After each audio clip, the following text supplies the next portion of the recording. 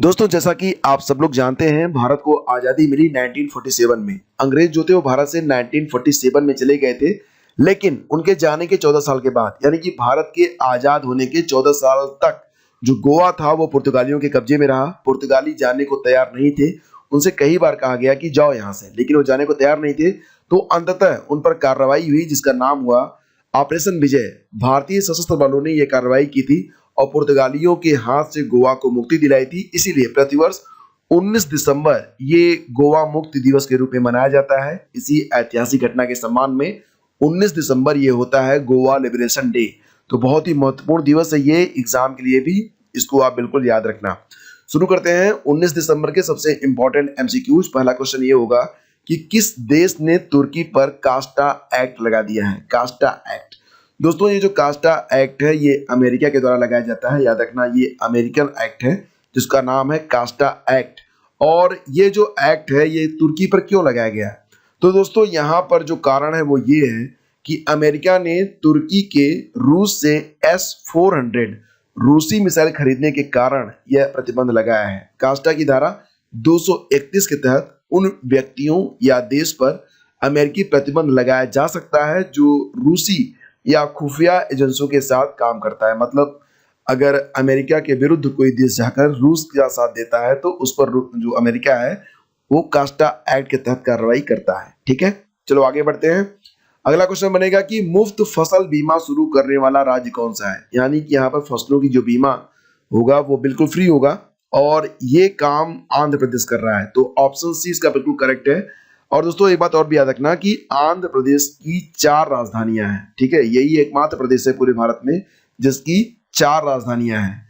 और ये जो योजना है मुफ्त फसल बीमा वाली, इसका नाम होगा YSR मुफ्त फसल बीमा योजना। ठीक है, तो बस मुफ्त फसल बीमा योजना है ही है, YSR जोड़ लेना, याद हो जाएगा आपको। मुख्यमंत्री कौन है? YS जगनमोहन रेड्डी है और राज्यपाल हैं विश्वभूषण हरिचंदन। ठीक है, और दोस्तों ये जो चारों राजधानियां हैं इसके बारे में जान लीजिए।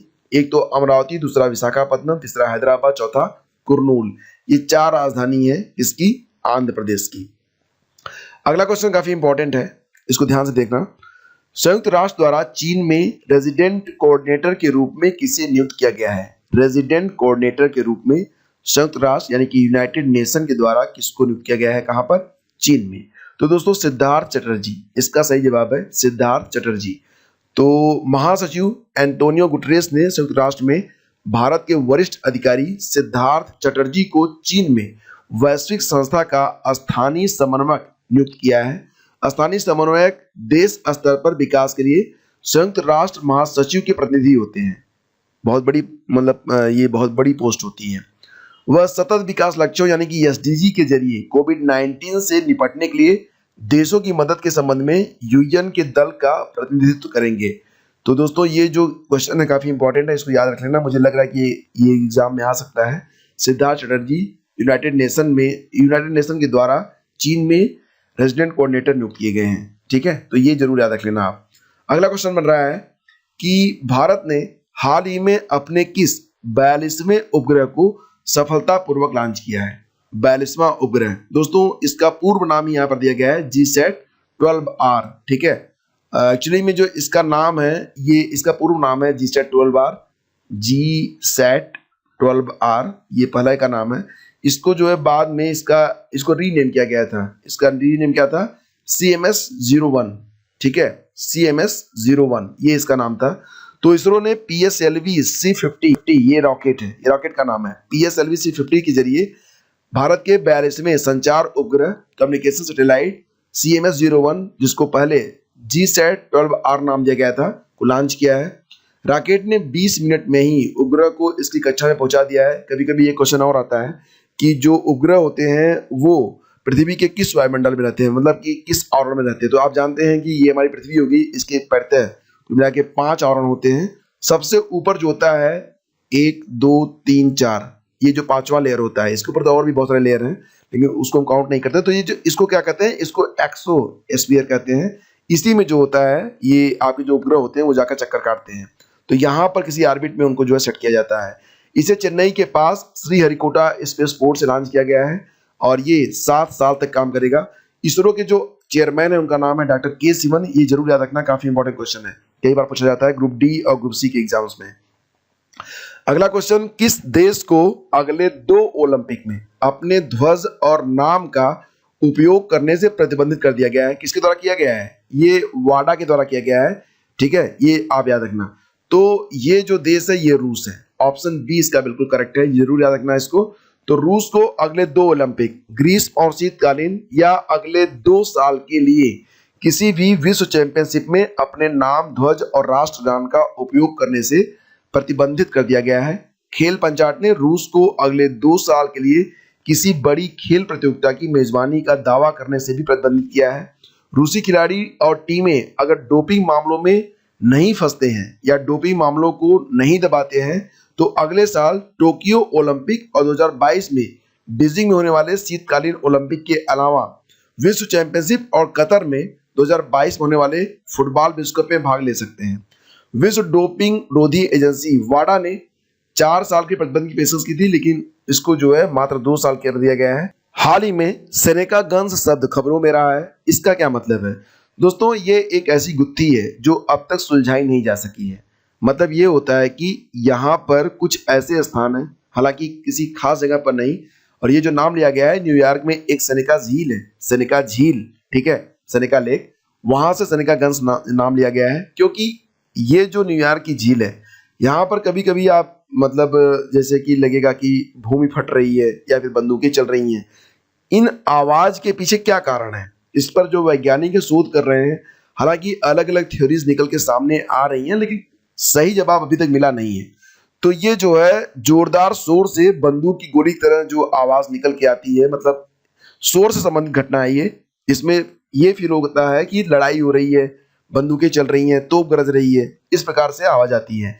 इसको जो सेनेका गन्स नाम दिया गया है। और ये मतलब जो क्वेश्चन है आपके सामने क्यों है, क्योंकि अभी हाल ही में वैज्ञानिकों ने इस पर काफी चर्चा करी है और इसका कारण जो है खोजने का उन्होंने प्रयास किया है। ऐसी घटनाएं भारत में भी होती हैं, भारत में भी हिमाचल प्रदेश वगैरह में कुछ स्थान है जहां पर ऐसी घटनाएं होती हैं। हालांकि आज तक जो इसका कारण है वो अज्ञात है। न्यूयॉर्क की सेनेका झील से इसका नाम सेनेका गन रखा गया। ऐसी घटनाएं जापान में, इटली में, नॉर्वे में, ब्राजील, उरुग्वे और भी बहुत सारे देश है जहां पर ऐसी घटनाएं हो रही हैं। बस आपको ये याद रखना है कि जोरदार आवाज की घटना है ये, जिसको सेनेका गन्स नाम दिया जाता है, और इसका कारण अभी जो है खोजा जा रहा है। ठीक है, चलो आगे बढ़ते हैं। और विलीमोरा वाघई रेलवे लाइन जो कि 107 साल पुरानी है, इसको जो है बंद कर दिया जाएगा, लेकिन इसको बंद करने का राजनीतिक दल जो है विरोध कर रहे हैं। तो ये आपको बताना है कि विलीमोरा वाघई रेलवे लाइन जो है ये कहां पर स्थित है। तो दोस्तों ये गुजरात में स्थित है। ठीक है, ऑप्शन सी इसका बिल्कुल करेक्ट है। और इस रूट का जो संचालन था वो 1913 में 1913 में स्टार्ट हुआ था। बड़ौदा रियासत के गायकवाड़ शासकों ने इसको शुरू किया था, जिसे अब बंद करने की बात चल रही है। तो ये जंगल में जाती है और वहां से जो सागौन और कुछ अन्य प्रकार की लकड़ियां होती है उसको लाद कर लाने का काम किया जाता है। तो इसको बंद करने की बात चल रही है पश्चिम रेलवे के द्वारा। फिलहाल देखते हैं कि अभी क्या होता है, क्योंकि इसका विरोध भी हो रहा है। एशिया पैसिफिक ब्रॉडकास्टिंग यूनियन के उपाध्यक्ष के रूप में किसे चुना गया है? देखो दोस्तों, ये जो क्वेश्चन है ये थोड़ा सा आपको बिल्कुल पता होना चाहिए। देखो, करंट अफेयर्स जब आप रोज देखते हो, जब आप करंट अफेयर्स रोज सुनते हो, तो आपको घटनाओं का एक क्रम बनता चला जाता है आपके मन में, आपके दिमाग में। फिर आप घटनाओं को ना उनको एक दूसरे के सेक्टर्स में जोड़ पाते हो, और जब एग्जाम आता है तो अगर उसमें कोई ऐसा क्वेश्चन भी आपके सामने आ गया जिसको आपने नहीं पढ़ा था, तो उसको आप सेक्टर्स वाइज आप उसको मान लेते हो या फिर उसका डिसीजन ले पाते हो कि इसमें कौन सा विकल्प सही होगा। तो इसलिए जो प्रतिदिन आप करंट अफेयर्स देखते हो, इसका फायदा आपको बहुत मिलता है। आप जो लोग देखते हैं उनका एक तो जो जीके होता है और उससे स्ट्रांग होता है, साथ ही साथ ऐसा भी होता है कि आपका जो आईक्यू लेवल है वो बढ़ता जाता है, आपका जो व्यक्तित्व है निखर के सामने आता है। इसलिए बहुत ही जरूरी होता है कि आप करंट तो जरूर टच करें। और कोई भी न्यूज़पेपर हो, अगर न्यूज़पेपर नहीं पढ़ पाते हैं तो मैं आपको रेकमेंड करूंगा कि एक ऐप आता है, आपके पास मोबाइल तो है ही है, एक ऐप आता है, उसको सर्च करना आप, ऑल इंडिया रेडियो ऐप। ठीक है, तो इसमें जाकर न्यूज़ जो होता है ना, जो न्यूज़ आती है, मतलब पहले रेडियो में सुनते थे लोग, अब मोबाइल में भी ये ऐप के द्वारा आप सुन सकते हो। तो न्यूज़ जो सुबह वाली होती है और शाम वाली, सुबह आती है 8 बजे, शाम को ये आता है 8:45 पे। तो ये 2 न्यूज़ तो आप जरूर सुना करो। ये आपका जो नॉलेज है ये काफ़ी अस्थायी रहेगा और चीज़ों को आप सही तरीके से रिलेट कर पाओगे। फिलहाल ये जो क्वेश्चन आप देख रहे हो, एशिया पैसिफिक ब्रॉडकास्टिंग यूनियन के उपाध्यक्ष, तो दोस्तों ये चुने गए हैं शशि शेखर वेम्पति। ठीक है, कौन चुने गए हैं? शशि शेखर वेम्पति। तो शशि शेखर वेम्पति कौन है? ये सीईओ हैं किसके? प्रसार भारती के। प्रसार भारती के सीईओ हैं। अब इनको जो है बड़ी जिम्मेदारी मिल गई है, 3 साल के लिए इन्हें एशिया पैसिफिक ब्रॉडकास्टिंग यूनियन का उपाध्यक्ष बनाया जा रहा है। और जैसा कि आप जानते हैं, एशिया पैसिफिक ब्रॉडकास्टिंग यूनियन जो है ये दुनिया के सबसे बड़े प्रसारण संगठनों में से एक माना जाता है, काफी महत्वपूर्ण संगठन है। और इसी के साथ दोस्तों अगला क्वेश्चन ये है जो कि वेरी वेरी इंपॉर्टेंट है, इसको आप जरूर याद रखना। क्वेश्चन ये है कि बेस्ट फीफा प्लेयर मेल और फीमेल के बारे में भी बात करेंगे। तो बेस्ट फीफा प्लेयर मेल का खिताब किसने जीता है? आगे बताऊंगा मैं आपको कि बेस्ट फीफा प्लेयर फीमेल का खिताब किसने जीता है वर्ष 2020 में। तो दोस्तों 2020 में बेस्ट फीफा प्लेयर मेल का खिताब जीत लिया है रॉबर्ट लेवांडोस्की ने। रॉबर्ट लेवांडोस्की, ये तस्वीर आप देख सकते हैं, ठीक है। तो ये बेस्ट फीफा प्लेयर माने गए हैं, चुने गए हैं, इनको सम्मानित किया गया है।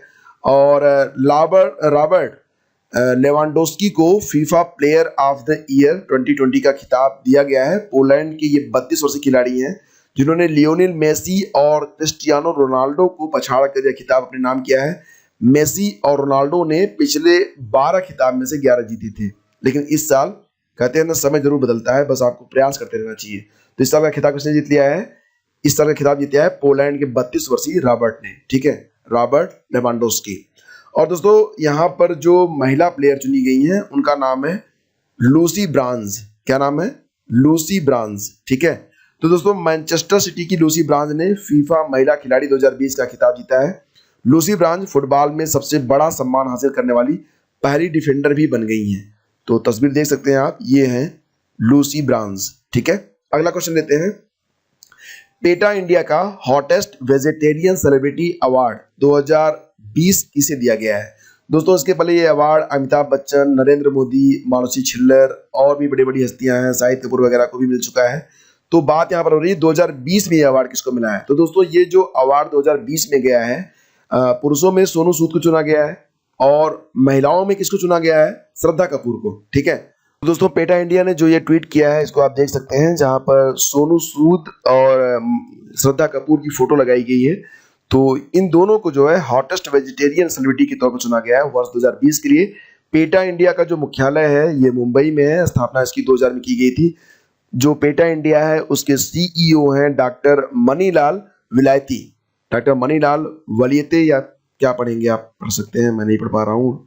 तो फ्रेंड्स यहाँ पर पेटा के बारे में बात कर लेते हैं। People of ethical treatment and experiments, ये इसका फुल फॉर्म होता है। इसकी स्थापना 22 मार्च 1980 को हुई थी। हेडक्वार्टर इसका नॉरफॉक वर्जीनिया यूएसए में है। प्रेसिडेंट है वर्तमान में कौन है? इंग्रिड न्यूकिर्क। इंग्रिड न्यूकिर्क, ठीक है। अगला क्वेश्चन है, भारतीय राष्ट्रीय राजमार्ग प्राधिकरण national highway authority of India NHAI के अध्यक्ष सुखबीर सिंह संधू का जो कार्यकाल है वो 6 महीने के लिए बढ़ा दिया गया है। तो इसका विकल्प भी सही होगा, 6 माह के लिए।